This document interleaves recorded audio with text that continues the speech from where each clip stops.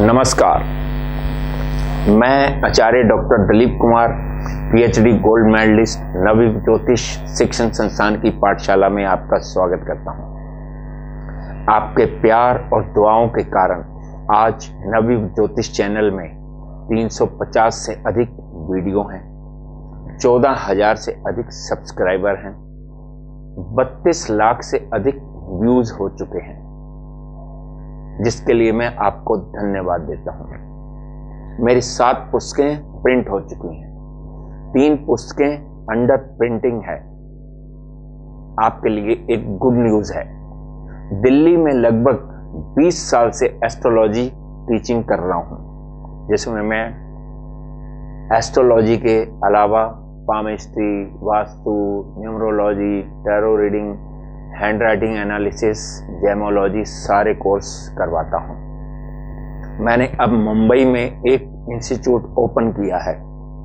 यदि आप दिल्ली या मुंबई में एस्ट्रोलॉजी सीखना चाहते हैं या पूरे वर्ल्ड के किसी भी सिटी में बैठकर कोरस्पोंडेंस कोर्स या डिस्टेंस लर्निंग कोर्स करना चाहते हैं या ज्योतिष सीखना चाहते हैं, वो मेरे मोबाइल नंबर 9711079544 पर कांटेक्ट कर सकते हैं।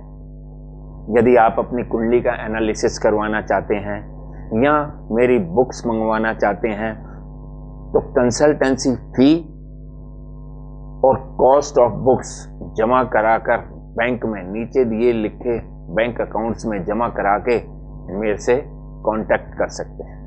नमस्कार।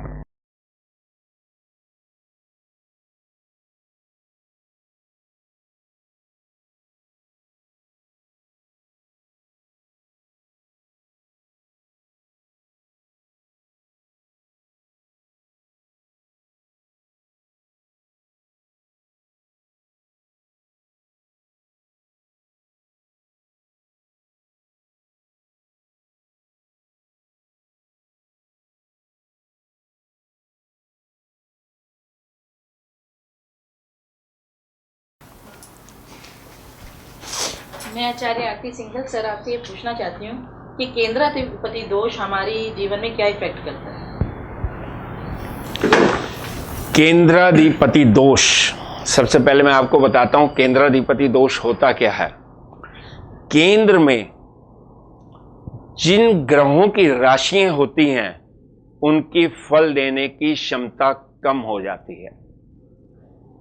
अगर चौथे, 7वें, 10वें भाव में पाप ग्रहों की राशियां बैठी हुई हैं तो उनके पापत्व में, उनकी अशुभता में कमी आ जाती है। वो जातक के लिए अच्छा है। अगर पाप ग्रह बैठे हैं उनकी राशि, तो यानी कि पाप ग्रहों के फलों में कमी आ जाएगी तो उनकी अशुभता कम हो जाएगी। लेकिन यदि शुभ ग्रह केंद्र के स्वामी हैं, बैठे हुए नहीं, केंद्र के स्वामी हैं, तो उनकी शुभता कम हो जाती है, जो जातक के लिए अच्छा नहीं होता है। और जिन ग्रहों की एक साथ 2-2 राशियां आ जाती हैं उन्हें सबसे अधिक केंद्राधिपति दोष लगता है। जैसे मिथुन और कन्या लगन में गुरु को, क्योंकि उसकी 2 राशियां होती हैं, और धनु और मीन लगन में बुध की 2 राशियां होती हैं, जिसके कारण शुभ ग्रहों की, इनको केंद्राधिपति दोष लगने के कारण शुभ ग्रहों की शुभता कम हो जाती है, जो कि जातक के लिए अच्छा नहीं होता। अब मान लो बुध को केंद्राधिपति दोष लगा धनु और मीन राशि में, तो यानी कि बुध शिक्षा, बुद्धि, बुद्धिमत्ता, व्यापार इनका कारक है, उसमें कमी हो जाएगी। और अगर मिथुन और कन्या लगन में गुरु की 2 राशियां होने के कारण केंद्राधिपति दोष लगता है, तो गुरु ज्ञान का कारक, धन का कारक, संतान का कारक है, स्त्री के लिए पति का कारक है, धार्मिकता का कारक है। इन सब चीजों में कमी आ जाती है, तो केंद्राधिपति दोष अच्छा नहीं होता, अपने फलों में कमी कर देता है, चाहे वो शुभ हो या अशुभ हो। अशुभ के फलों में कमी होती है, बहुत अच्छा है। शुभ में कमी होती है, खराब होता है। मैं ऐसा ही पूछना था कि यदि कोई ग्रह भाव संधि में आ जाता है तो फलों में क्या? जब भी कोई ग्रह भाव संधि पे आ जाता है तो उसकी फल देने की क्षमता कम हो जाती है। कोई भी ग्रह लेस देन 1 डिग्री, 1 डिग्री से कम हो, या मोर देन 29 डिग्री हो, 29 से अधिक हो, तो उसके अंदर फल देने की क्षमता कम हो जाती है। अब वो जिन भावों का स्वामी है उन भावों के कारक तत्वों में भी कमी हो जाती है। सर, हमारे सौरमंडल में 9 ग्रहों के अतिरिक्त 3 और ग्रह यूरेनस, सहर्षल और प्लूटो हैं।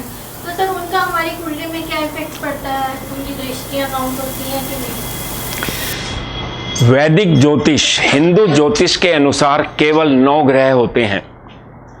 आकाश में बहुत सारे ग्रह हैं, हर्षल, नेपच्यून, इनका एक इंडिविजुअल की कुंडली पे बहुत ज्यादा इफेक्ट कभी भी नहीं आता है, इसलिए इनका रोल बहुत कम होता है, क्योंकि ये बहुत लंबे समय तक एक ही राशि में बैठे रहते हैं।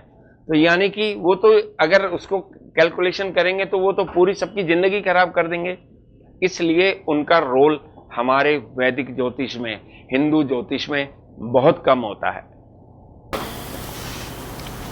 जय प्रकाश जी। मैं आचार्य जय सर आपसे पूछना चाहता हूँ, कुंडली में संन्यास योग कैसे? संन्यास योग, जयप्रकाश जी ने पूछा संन्यास योग।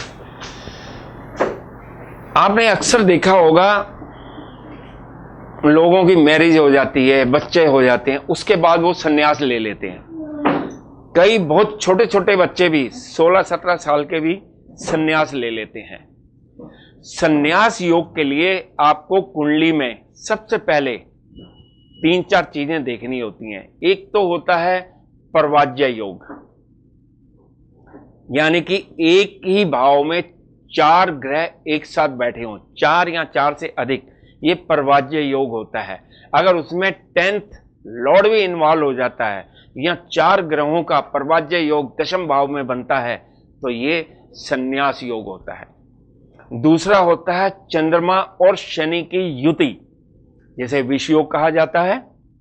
ये चंद्रमा मन का कारक और शनि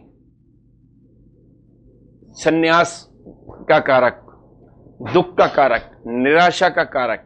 तो इन कुंडलियों में जिनमें चंद्रमा और शनि की युति होती है, इनके चांसेस बढ़ जाते हैं।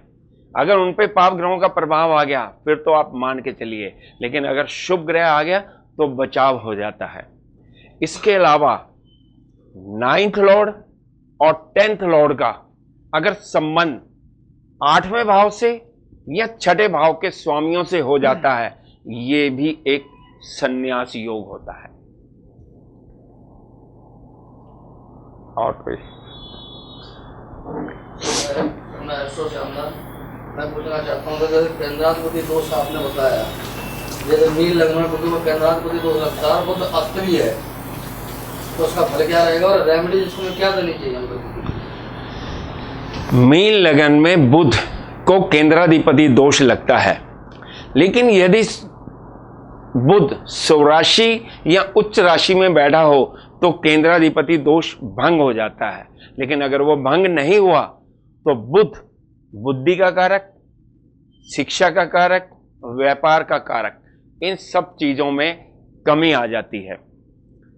इसके अलावा आपने उपाय पूछा, तो जब उसकी दशा या अंतरदशा आएगी बुध की, तो हम उसके बुध के मंत्रों का जाप करेंगे और दान करेंगे, क्योंकि मीन लगन में बुध का रतन 7th लॉर्ड होने के कारण नहीं पहना जा सकता, क्योंकि मीन लगन में ये अकारक ग्रह होता है। तो उसे मंत्र चैंटिंग से, मंत्रों से ही, दान से ही स्ट्रॉन्ग किया जाता है।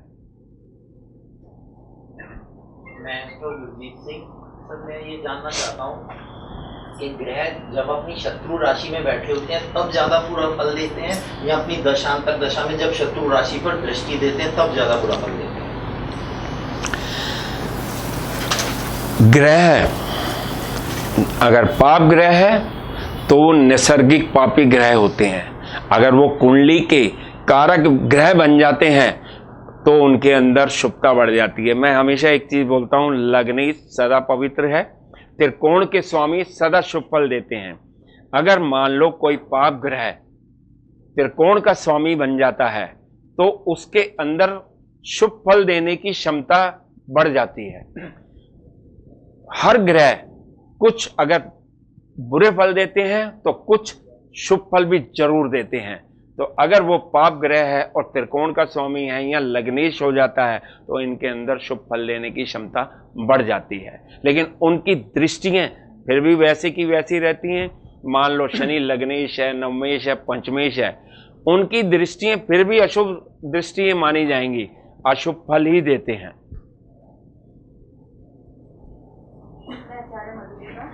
सर एक क्वेश्चन ये है कि त्रिक भावों से रिलेटेड है, अगर 6 और 12 के स्वामी नीच के हो जाएं या डिग्री वाइज भी कम हो जाए, अस्त हो जाए, तो इनका पापी प्रभाव बढ़ जाता है या? त्रिक भावों के स्वामी इनकी बेसिक नेचर, इन्हें दुख स्थानम कहा जाता है, ये दुख देने वाले होते हैं। अगर ये नीच के हो जाएं तो ये और अधिक पापी हो जाते हैं, और अधिक बुरा फल देते हैं, और ज्यादा बुरा फल देते हैं। लेकिन अगर ये अपनी ही राशियों में बैठे तब इनके अंदर शुभता बढ़ती है। अदरवाइज त्रिक भावों के स्वामी जिस भाव में बैठते हैं उस भाव से संबंधित बुरे फल देते हैं, या जिन भावों के स्वामी त्रिक भावों में आके बैठ जाते हैं उन भावों से संबंधित अशुभ फल प्राप्त होते हैं।